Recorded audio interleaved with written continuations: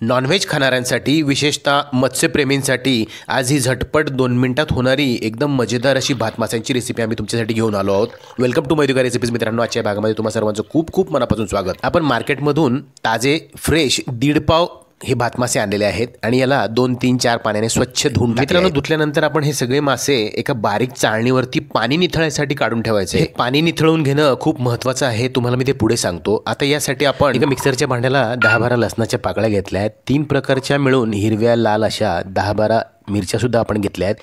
त्यामध्ये जाड बारीक अशा प्रकारचे आपण इथे मिश्रण केलं आहे। मिरच्यांचं प्रमाण तुम्ही तुमच्या आवडीनुसार कमी जास्त करू शकतात। आम्ही जरा थोडं तिखट जास्त खातो त्यामुळे इतक्या घेतल्या आहेत। आता आपण याचा जाडसरसा भरडा तयार करून घेतला आहे। मुद्दामहून आपण यामध्ये लाल मिरच्या सुद्धा घेतल्या आहेत जेणेकरून त्याचा रंग मस्त दिसेल, हिरवा लाल असा। आता लगेचच आपण एका जाड बुडाच्या कढईमध्ये थोडंसं तेल, थोडंसं म्हणण्यापेक्षा थोडं जास्तीचं तेल घालून हा मिरचीचा भरडा त्यामध्ये मस्तपैकी परतायला घालायचा आहे। त्यामध्ये पाव चमचा आपण हळद घालायची आहे। हे सगळं छान खरपूस परतून घ्यायचं आहे। मला माहिती आहे तुम्ही रेसिपी बघण्यामध्ये इतके गुंग होतात की तुम्हाला चॅनल सबस्क्राईब करायचं लक्षात राहत नाही। तुम्ही चॅनलवर नवीन असाल तर चॅनलला आधी सबस्क्राईब करा। माझ्या रेसिपीज तुम्हाला आवडत असतील तर लाईक आणि तुमच्या मित्रआप्तेष्टांमध्ये शेअर सुद्धा जरूर करा। इथं आपण या खरड्यामध्येच ह्या मसाल्यामध्ये चवीनुसार मीठ घालायचं आहे, यामुळे याला छान चव येते। आणि लगेचच आपण स्वच्छ धुवून घेतलेले भात मासे यामध्ये घालायचे आहेत। भात मासे हे खूप नाजूक असतात त्यामुळे त्यांना जास्त कालवा करावी लागू नये म्हणून आपण खरड्यामध्ये आधी मीठ घातलंय आणि तो सगळा मीठ घातलेला खरडा आपण ह्या मच्छीवरती कोट करून घ्यायचा आहे। तुम्ही व्हिडिओमध्ये बघत असाल त्याप्रमाणे अगदी हलक्या हाताने फक्त आपण उलटा पालट ह्या मच्छ्यांची करायची आहे। मित्रांनो, आपण रेसिपीच्या सुरुवातीला ही मच्छी धुताना हिला धुतल्यानंतर एका चाळणीवरती 5 मिनिटं मस्तपैकी निथळायला ठेवली होती जेणेकरून याचं वरचं पाणी निघून जाईल।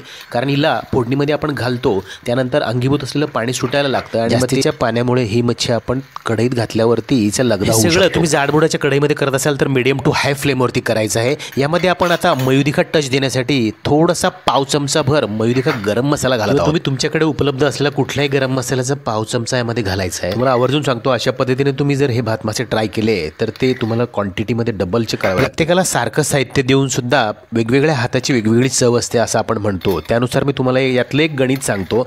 मच्छीला सुटणारं जे पाणी असतं ते कमी होताना दिसलं की हिला आपण हलक्या हाताने टॉस करायची, कालवायची आहे। कालवल्यानंतर वरचे मासे खाली गेल्यावर त्यांना पुन्हा पाणी सुटतं। हाय फ्लेमवरती आपण ते पुन्हा पाणी सुकवायचं आहे। असं 2-3 वेळा करत करत हे मासे शक्य होतील तेवढे कोरडे करायचे आहे। तुम्ही जर अस्सल खवय्ये असाल तर काही विशेष पदार्थ विशिष्ट लोकांच्या हातचेच तुम्हाला खाण्याला आवडत असेल।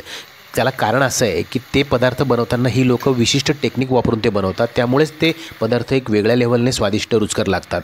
त्याच पद्धतीचं टेक्निक मी तुम्हाला आज शेअर करत आहे। भात मासे बनवताना ह्यातलं हे पाणी आटवण्याचं जे टेक्निक आहे हे अतिशय महत्त्वाचं आहे, नाहीतर अतिशय सोपी दिसणारी म्हणजे काय, तेलात खरडा घातला आणि खरड्यामध्ये स्वच्छ धुवून घातलेली मच्छी घातली एवढंच आपल्याला दिसत असल्यामुळे ते अगदी सोपं वाटतंय। पण हे पाणी जर तुम्ही अशा पद्धतीने आटवलं तरच याला स्वाद येतो। चला आता यामध्ये आपण बारीक चिरलेला हिरवागार कोथिंबीर घालतोय। तुम्ही भात मासे या अगोदर बऱ्याच वेळा खाल्ले असतील पण ह्या टेक्निकने तुम्ही एकदा करा आणि खाऊन झाल्यानंतर मला कमेंट करा। व्हिडिओ बघितलं कमेंट करण्याची घाई। फायनली तुम्ही बघू शकतात अशा पद्धतीने आपण मच्छीमधलं सगळं पाणी, त्याचे फिशचे सगळे ज्युसेस आपण आटवून घेतलेले आहेत आणि यामुळेच हा सगळा पदार्थ एकदम रुचकर बनलेला आहे।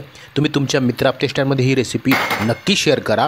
तुम्ही सुद्धा नक्की ट्राय करा। व्हिडिओ सेव्ह करून ठेवा। रेसिपी ट्राय केल्यानंतर मला कमेंट करायला मात्र विसरू नका। भेटूया पुढील भागात अशाच मजेदार इनोव्हेटिव्ह रेसिपींसह। तोपर्यंत बघत राहा Madhukar recipes. Thank you for watching. Good bye, take care.